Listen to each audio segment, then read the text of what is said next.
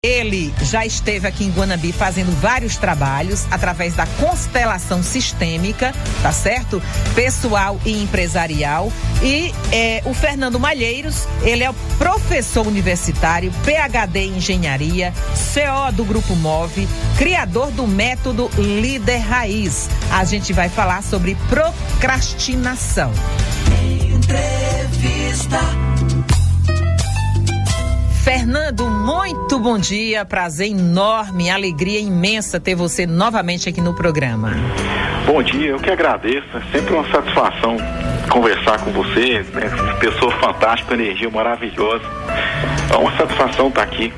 Satisfação a minha, né? Quanta saudade, viu? Tô morrendo de saudade, também. Mas nunca os vi. Fernando, vamos conversar um pouquinho sobre como é que surgiu a ideia do Líder Raiz? Então, essa ideia existe, né? Você falou dos trabalhos de constelação, né? Que eu já fui em Guanambi várias vezes. Então, desde 2013 eu tenho esse trabalho, essa ideia, e esse nome foi lançado agora, no dia de Páscoa desse ano. Mas a ideia surgiu quando eu via muitas pessoas entrando numa onda, assim, no entusiasmo, de achar que tudo é muito fácil, de que ia ficar milionário num dia, de que um curso ia resolver tudo da vida. Então, nesse contexto, vou colocar como fantasia, ilusão de muita gente, eu falei, nossa, alguém tem que sentar e conversar de forma séria, estruturada, para se planejar as coisas com critério, com coerência.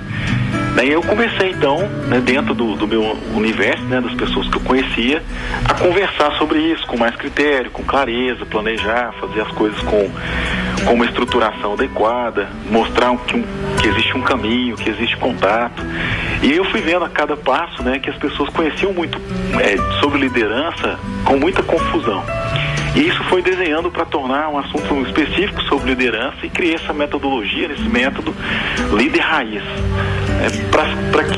Então, liderança, acho que é legal de falar assim, existe e acontece toda vez que tem uma tarefa que tem mais de uma pessoa envolvida. Entendo. Independente do segmento, né? Seja arrastar um sofá dentro de casa, seja organizar um churrasco, seja dirigir uma empresa, seja participar de uma comunidade de igreja, seja participar de uma comunidade de bairro, seja uma liderança política, né? Uma carreira política, enfim, qualquer coisa, em qualquer segmento que envolva mais de uma pessoa, a gente está falando de liderança, né? Então, é nesse contexto. Eu quero abrir um parênteses aí, porque desde quando eu te conheci, você falava assim, eu acho que você estava dentro daqueles que viviam essa ilusão, né? Eu quero ficar rico. Eu quero ser o rico da família, né? Você vivenciou isso. Como foi essa vivência para você chegar a esse método? Então, essa vivência vem, né, de N aspectos, né? Mas eu acho que foi mais por um momento histórico que a gente estava. Acho que o Brasil passou por isso num boom econômico, seguido por um boom também tecnológico, né? Então teve todo esse movimento. E aí parecia naquele momento para muita gente que isso era uma tarefa simples, né? E há uma diferença entre simples e fácil. Então apresentava-se como uma tarefa simples, né? Mas na verdade não era uma tarefa muito fácil. Então o simples tem a ver com entendimento e o fácil tem a ver com fazer. Vou dar um exemplo que alguém deu na rede social lá, que é assim, né? Por exemplo, perdoar é simples, mas não é uma tarefa fácil, né? Então, acho que nesse momento de contar as exceções, né? Um momento econômico favorável naquela época, em 2013, nós estamos falando 2012, 2013, esse momento que o país passou, junto com esse marketing de exceção, né? Conta-se muitas exceções de sucesso, as exceções de coisas que deram certo, né? Não conta-se a verdade dos fatos, as estatísticas de forma clara, né, para as pessoas. Então acho que isso criou uma ilusão generalizada. Então a partir desse momento que eu falei, nós temos que então, né, eu passei por essa fase também, acho que em mim foi curta, e eu estou vendo que tem pessoas que estão nisso há muito tempo, né? Não que não vá ficar rico, né, nem milionário, não tem problema, mas que isso é uma tarefa ou uma instrução ou uma construção que envolve uma série de passos, né, que não só a vontade, que vai muito além da vontade, do sonho, né? Existe uma construção muito lógica, estruturada ao redor disso. Então eu acho que é nesse contexto que eu vejo, assim. E aí o líder raiz tem essa força. O que é que propõe o método? O método propõe, o que a gente ouve muito falar são de feitos de grandes líderes. Ou seja, a gente escuta exceções. E não só exceções, mas feitos de grandes líderes. Por exemplo, quando a gente pensa em, vou dar um nome de grandes líderes aqui, Gandhi. Sim. A gente pensa na história dele e o que ele fez. A gente pensa em Mandela, também Nelson Mandela, e também no que ele fez. Pensa em empresários que também lideram de alguma forma. A gente pensa na trajetória, o que ele fez. Mas a pergunta é, o que eles têm em comum? Quais são as bases da liderança? O que todos esses grandes líderes, independente da direção que eles tomaram, essa escolha, e em qual contexto essa história deles foi construída, o que esses grandes líderes têm em comum? E aí, ao mergulhar nisso e também experienciar isso em diversos grupos com os quais eu trabalho, lidero, sou liderado também, sou membro, né? Eu consegui perceber 3 coisas que eu sintetizei numa ferramenta CAD, que todos os líderes têm, independente do segmento, ou seja, é uma base humana, do comportamento humano. Então, todos os grandes líderes têm 3 coisas: coerência, que é traçar um propósito, uma linha de trabalho clara para todo mundo, essa coerência. A autonomia, de se firmar nisso e sustentar essa escolha. E disponibilidade, de contar às pessoas essas escolhas e estar presente e estar disponível para que essas pessoas criem recursos de trabalhar ao redor dessa ideia. Então, todos os grandes líderes têm esses 3 passos em comum. São coerentes, autônomos e disponíveis dentro daquilo que eles propuseram, independentemente da direção. Se é uma empresa, se é um grande líder social, se é um grande líder religioso, se é um líder político, se é um líder comunitário, não importa. Todos eles têm essa base, né? Esse fundamento em comum: coerência, autonomia e disponibilidade. Então, o líder raiz, o método, cria essa ferramenta para ensinar as pessoas a terem essa postura de exercer esses 3 pilares. E aí, também esse ponto é interessante, porque chega assim, muitas pessoas perguntam assim: eu sou tímido, como é que eu vou ser líder? Ou eu sou introspectivo, como eu vou ser líder? Ou eu sou calado, como eu vou ser líder? Ou eu sou falante, como eu vou ser líder? Então, liderança não é um perfil, né? Perfil tem a ver com esse histórico da pessoa, em termos de experiências individuais, valores, etc. Esse perfil tem a ver com uma postura. Então, liderança ou ser líder não é uma coisa nata, é uma coisa treinada. Né? Qualquer pessoa, independente do perfil, consegue treinar para ser líder, para ter uma postura de liderança, uma postura baseada em coerência, autonomia e disponibilidade, que leve outras pessoas a seguirem essa ideia. Né? E isso também cabe muito em empresa, em negócio, quem quer ganhar dinheiro. Como que alguém ganha dinheiro? Quando alguém segue aquela ideia, aquele trabalho, aquela proposta. Então, também cabe muito bem no segmento, né? Negócio, empreendedorismo, empreendimentos, etc. Né? Muito bacana. Procrastinação. Vamos falar agora ou deixar para depois, Fernando? É melhor para depois, né? Não? Procrastinação?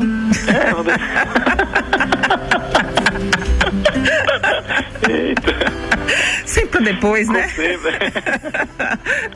Me diga aí, o que é procrastinação? Isso é interessante, essa palavra também foi uma palavra que ficou famosa nos últimos 2, 3 anos, né? Não era muito comum, não. Mas ficou famosa e a gente precisa de diferenciar. Porque é feia, né, não? Oi? É difícil e feia, né, não? Nossa, eu tenho maior dificuldade de falar. Você viu que eu não falei até agora, que eu vou enrolar tudo aqui. Eu falo por você.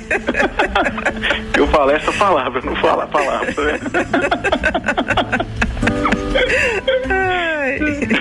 Mas a gente precisa diferenciá-la. Essa procrastinação, agora eu treinei, li aqui no papel. Muito bem. De outras sensações, né? Então, as pessoas confundem ou misturaram procrastinação com preguiça, com desânimo, e são coisas bem diferentes, né? Então, preguiça tem mais a ver com o estado, assim, um hábito, né? Uma falta um hábito de falta de iniciativa. A gente vê muito preguiça em adolescentes, né? Que estão com os hormônios à flor da pele, tudo que se pede é tudo cansado, aquela preguiça, assim, né? Existencial, quase. E quando a gente fala... Eu não tive tempo para isso, eu nem tive adolescência. Eu também atropelei essa fase. Mas às vezes a gente vê alguns, assim, no celular, e você fala, né? Vamos sair, isso é preguiça, isso não é procrastinar, isso é preguiça. Né? E tem também desânimo. Então, desânimo está muito mais associado à fisiologia. Dormir mal, comer mal, ou uma deficiência de vitamina, alguma coisa nesse contexto, né, que dá esse desânimo, essa baixa energia. Ou às vezes conversou com alguém que sugou a energia da gente dá desânimo, assim. É baixa energia.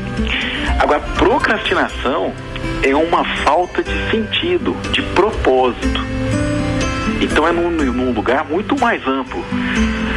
Então, que eu tenho percebido é isso. Então, muita gente procrastina uma tarefa porque não vê sentido nela. Porque ela deixou de ter sentido mesmo. Sentido dá motivo para agir, né? Que é motivação. Então, quando algo tem sentido, a gente racionalmente pensa sobre ele, gera emoções que nos faz motivar, né? Ou seja, encontrar razões para fazer aquilo. Então, procrastinar é o contrário de motivar. Então, quando a gente não perde o sentido de encontrar sentido nas coisas, nas tarefas, propósitos e porquês das coisas, a gente tende a procrastinar as coisas, porque não faz sentido aquilo. Mas, Fernando, tem pessoas que sonham, só vivem sonhando, planejando e acabam não executando. E aí? Isso não é procrastinação? Isso não vejo assim muito, não.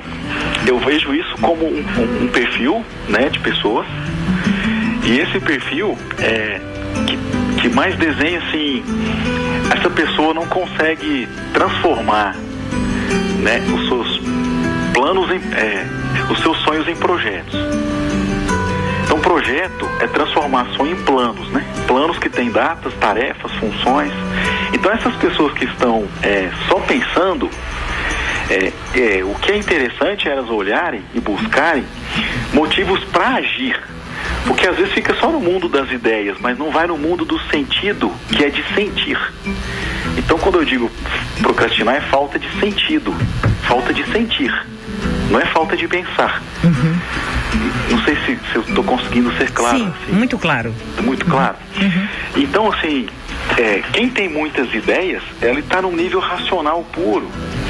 E ele não chegou num nível da emoção, porque a emoção que é sentir, e sentir que dá sentido, e é sentido que dá motivos para se agir, propósito. Então, essa pessoa que pensa, o que talvez seja interessante para ela é encontrar motivos emocionais mesmo para colocar essa ideia em prática, para dar motivação para ela agir. Então, vou imaginar assim, eu quero montar um negócio. Aí a pessoa para e fala, nossa, vou dar um exemplo bem genérico para tentar não entrar na tarefa de ninguém que está ouvindo. Por exemplo, vou criar um software de uma rede social. E aí para fazer fofoca. Isso é uma ideia que pode ser que cresça. Tem gente que gosta de fofoca, né? Tem gente que não. Mas aí ela fala assim, nossa, isso faz sentido para mim, ou seja, isso me dá emoções, por exemplo. Eu particularmente não gostaria, porque eu não gosto de fofoca. Então, eu criar coisas que fomentem a fofoca, para mim é uma coisa que não faz sentido. Então eu vou ficar só pensando sobre isso a vida inteira, porque isso não me dá sentido, não dá emoção, não me dá sentimento. Então eu não consigo agir. Entendi. Nessa ideia. E como é que a gente se livra, né, dessa falta de vontade de colocar a vida nos trilhos, às vezes, né, e de procrastinar? Eu acredito que tem que dar um zoom ao contrário. Eu uso o zoom é o recurso de chegar perto, né? Assim, de aproximar uma imagem. Eu acho que a gente tem que dar um zoom ao contrário. Pode entrar nesse assunto de pandemia também? Posso, né? Pode ficar à vontade. Pode ficar à vontade para entrar no assunto que você desejar. É porque eu preciso de um exemplo claro, eu acho que esse é o mais pertinente. O que a gente está vivendo agora? Um bombardeamento, né? Um excesso de informações, e essas informações têm sido cruzadas ou parciais. Então, uma informação parcial, uma informação não completa, que não pese os dois lados, pesa só um lado. Quando esse monte de informação chega na gente, a gente chega diante do sentimento mais paralisante que o ser humano conhece, que é o medo. Entendi. O medo é o sentimento mais paralisante que a nossa espécie experiencia, experimentou e conhece. Então não tem como agir com medo. Então o medo talvez seja grande fator de procrastinação, de falta de motivação. A raiva não, a raiva é sempre, quando a gente está com raiva, a gente quer soltar essa energia, né? A raiva é um sentimento, se bem canalizado, positivo. É um sentimento sempre de crescer, de pôr para fora. O medo não, é um sentimento congelante, paralisa, trava tudo. Então quando eu digo dar um zoom ao contrário, é tentar sair dessas interferências todas que estão deixando a gente com medo, para que a gente encontre realmente o que nós queremos diante da coisa, o que a gente sente diante da coisa, e aí sim consiga agir novamente. Não é à toa que grandes influências, que pessoas que manipulam massas e etc., regimes que manipulam massa, né, que a gente já viu ao longo da história, de líderes também, né, nesse sentido, usam do medo para controlar as pessoas, porque o medo paralisa. Quando o medo paralisa, a gente tende a escolher um lado, e ao escolher um lado, a gente escolhe um lado para se sentir seguro e não por escolha individual. A gente toma um partido, toma uma direção, e tomar essa direção nos trava de escolher nós mesmos, de sentir nós mesmos, né? E nos trava de ter sentido, né? Que é de sentir, e nos trava de agir. Então, como sair disso? É buscar dar esse zoom ao contrário, sair desse monte de influência externa e olhar para nossa emoção, que aí na nossa emoção nós vamos encontrar sentido, e aí nesse sentido vamos encontrar motivação, né? Propósito. E aí a procrastinação vai acabar naturalmente. Ela é uma consequência. Essa emoção pode nos trair? Como é? A emoção que você falou muito pra gente seguir a questão do fazer sentindo, do que a gente sentir e acreditar. Mas a gente pode errar com esse sentir e esse acreditar? A emoção, ela é sempre genuína. Não existe emoção errada. Pode ser que a emoção que a gente sente hoje, amanhã seja outra. E aí, olhando para trás, a gente errou. Mas naquele dia ela foi genuína, ela foi verdadeira. E no outro dia também foi verdadeira. As emoções são sempre verdadeiras. O que a gente tem que tomar cuidado, para tentar responder sua pergunta da maneira mais ampla que eu consigo, se essa emoção nos foi causada por algo externo. Por exemplo, alguém me contou como eu devia me sentir e eu acabei sentindo daquela forma. Então essa emoção, ela é genuína porque a gente sentiu, mas ela foi muito mais influenciada do que construída em mim. Entendi. Né? Então nesse sentido, a confusão nesse sentido não é a emoção, é a ideia ou o pensamento que foi provocado, que disparou uma emoção em mim. Mas isso geralmente só é possível por medo. Muito raramente em outra condição. O amor, por exemplo, você só sente amor de dentro para fora, ele é muito mais genuíno. Uma coisa externa estimula ele, mas como ele cresce de dentro da gente. A gente pensar sobre o medo, não sei se você já falar dessa experiência fisiológica, o medo da gente no ser humano, ele primeiro é sentido ao redor dos olhos e do nariz.